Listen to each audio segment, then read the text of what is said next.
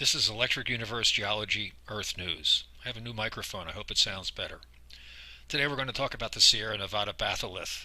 It's a pluton, or a series of plutons that runs from northeastern California to southeastern California. It's about 400 miles long. I've been told by some geologists that it's the largest continuous unbroken pluton batholith in the world, although I haven't been able to find that in the literature that I've been locating.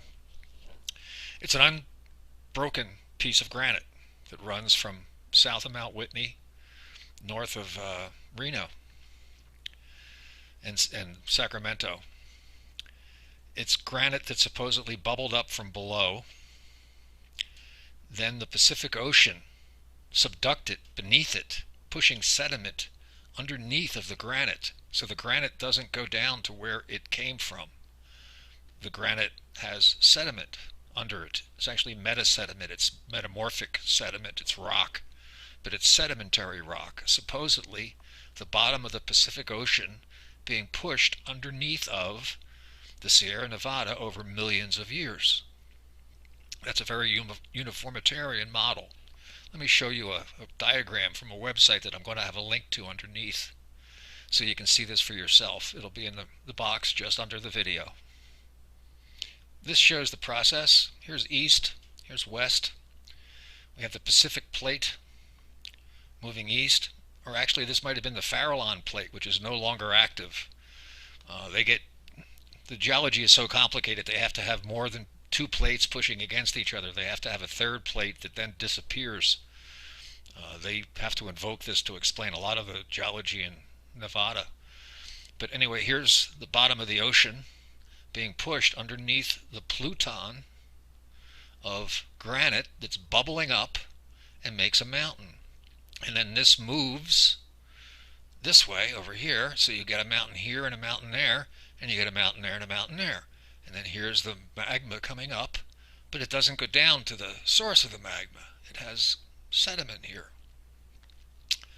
So I don't think it's bubbled up from below. I think it's external material from above that came down red hot and made granite mountains that look like all the other mountains with a windward and a leeward side. Let me show you what I'm referring to. Here we are in Northern California. Here's Nevada over here, is Reno and Sparks. Here's I-80 coming across. Here's Truckee.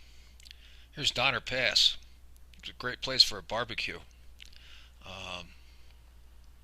Anyway, I see these mountains as being produced by a wind from the west-northwest, sometimes from the northwest, creating what I call the water ski ramp to the west side, northwest side, and a cliff to the south.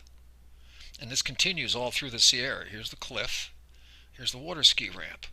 What's interesting is they use the water ski ramp, the relatively smooth side, for skiing, because the cliff side is just too steep. You'd kill yourself.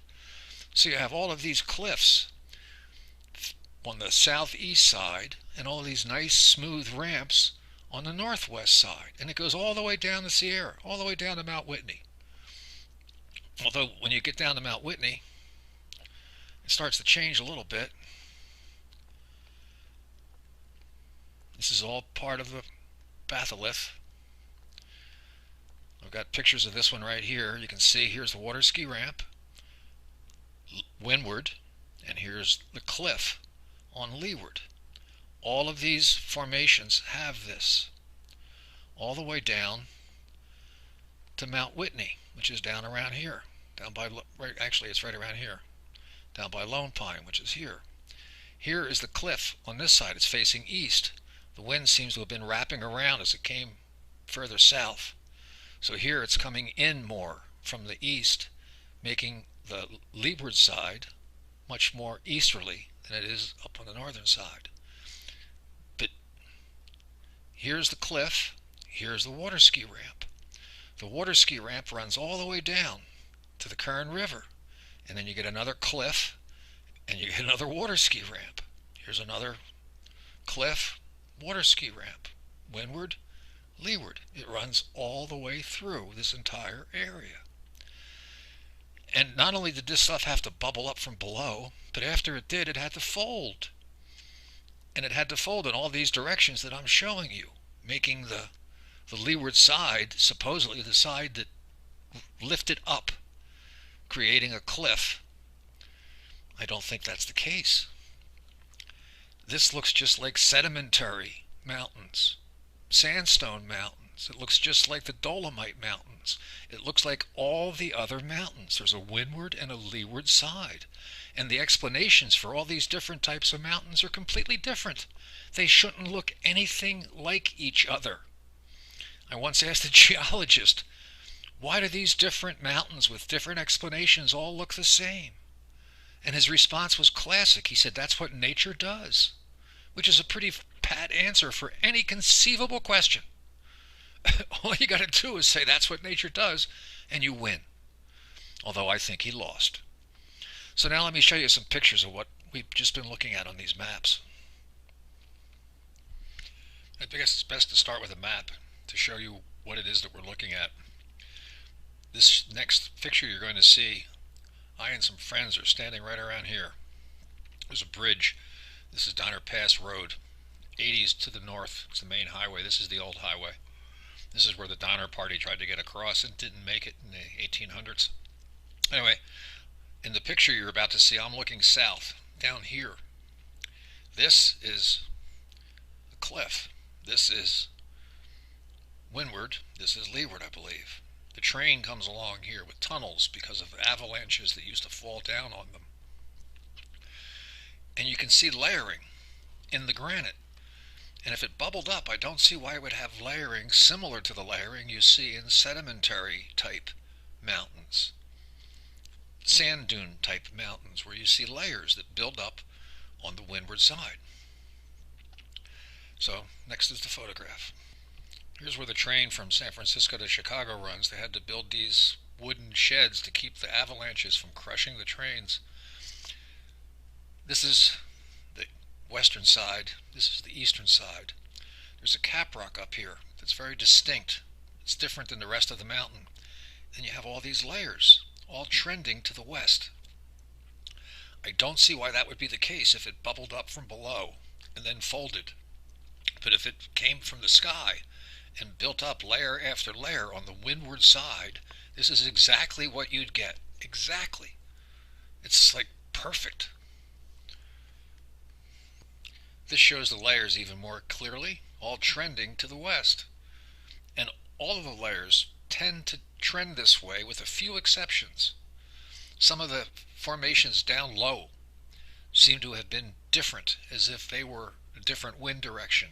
And then the last ones, the high ones, the end of the process, everything seems to be from the west. Here we have Ben Davison suspiciously, easy for me to say, looking at the layers. And these actually trend in a different direction, but they're down much lower. This could have been earlier in the process. Wind different. Later the wind changes and builds on top of this formations that trend to the west. This trends a little bit to the northeast, so it's an anomaly. Here we have Convict Lake just south of Mammoth Lakes. Some convicts escaped, I think from Reno, and they captured them here and hung them. Hence Convict Lake. But this is the southwest facing side. This is the cliff. This is leeward. On the other side it's nice and smooth. So this is just one more example. All of these are what happens when you have a welded tuff process. You get formations that look just like this. I'm about to show you a couple more. This is just west of Lone Pine. This is Alabama Hills. They're really bizarre, molten, funky, bubbled hunks of granite that they use for all kinds of movies. Westerns, Humphrey Bogart, everything. And then here are the Sierras. Here are the formations that remind me so much of welded tuff, of true welded tuff that is supposedly from volcanoes, according to geologists. And back here is Mount Whitney. These again remind me of welded tuff. They're like cousins. And it shouldn't look anything at all like it. If it bubbled up from below and folded, they've got nothing in common. Here we have Mount Whitney. This is leeward. This is the cliff. I wouldn't try to ski down this. but you can ski down the backside real easy. It's like a water ski ramp. It's all so consistent all through the Sierras, all around the world, as if the material rained down from the sky. Let's take a look at some welded tuff. This is geologist approved welded tuff. The wind supposedly was coming towards the camera. This is leeward. These remind me of Whitney. It seems as if the current density goes up and down, where you get a formation like this, and then for a while it might not be as gnarly rock. It might be more erosion prone layer behind it, and then you get hotter.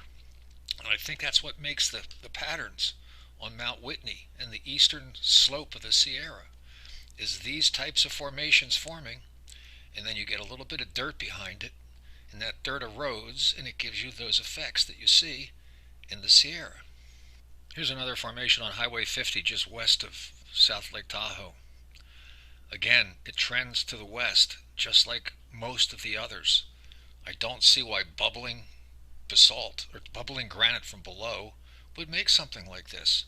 But if the wind is from the left blowing towards the right, you'd get layer after layer with gaps in between where the current density changes.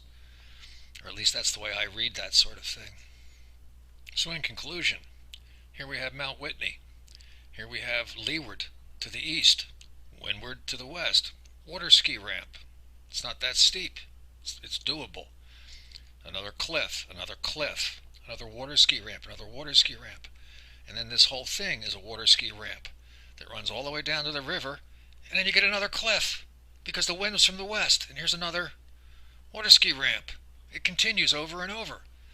I don't see why bubbling granite from below would produce what dolomite does on the tops of the Alps and the tops of the mountains west of Vegas.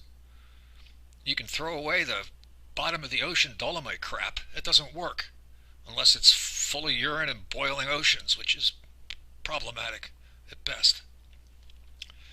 So the Sierras are pretty cool. It was a nice day there today. We were very, very fortunate. We had great weather.